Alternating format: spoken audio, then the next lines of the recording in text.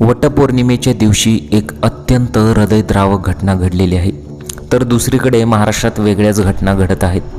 प्रेमाच्या संशयावरून पती पत्नी एकमेकांना ठार मारत आहेत. नुकतीच लोहगडावर जी घटना घडली होती, प्रियकराच्या मदतीने अक्षरशः होणाऱ्या नवऱ्याला लोहगडावरून ढकलून दिलं होतं.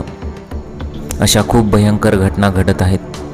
परंतु दुसरीकडे ही घटना काय घडलेली आहे पहा. एकीकडे वटपौर्णिमेचा सण उत्साहात साजरा होत असताना पंढरपूर तालुक्यातील आंबे गावात अत्यंत हृदयद्रावक घटना घडली. पावसाळ्याच्या पार्श्वभूमीवर शेतीपंपाचा वीज पुरवठा बंद करण्यासाठी गेलेल्या पती पत्नीसोबत तो धक्कादायक प्रकार घडलेला आहे.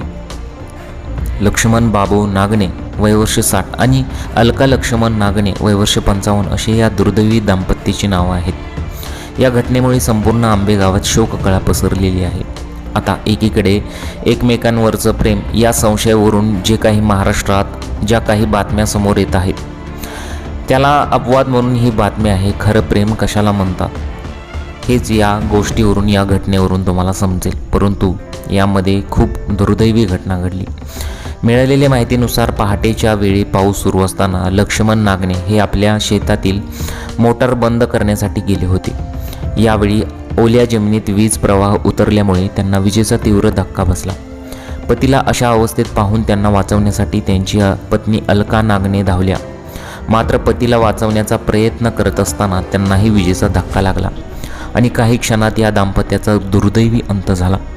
वटपौर्णिमेचा सण साजरा करण्याची तयारीत असलेल्या या कुटुंबावर काळाने घाला घातला होता. या घटनेची माहिती मिळताच स्थानिक ग्रामस्थांनी घटनास्थळी धाव घेतली, परंतु तोपर्यंत उशीर झाला होता.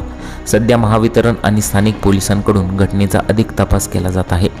वटपौर्णिमेच्या दिवशी विवाहिता आपल्या पतीच्या दीर्घायुष्यासाठी प्रार्थना करतात, परंतु अशातच या पवित्र दिवशीच पतीला वाचवताना पत्नीचाही मृत्यू झाल्याने सर्वत्र हळहळ व्यक्त केली जात आहे.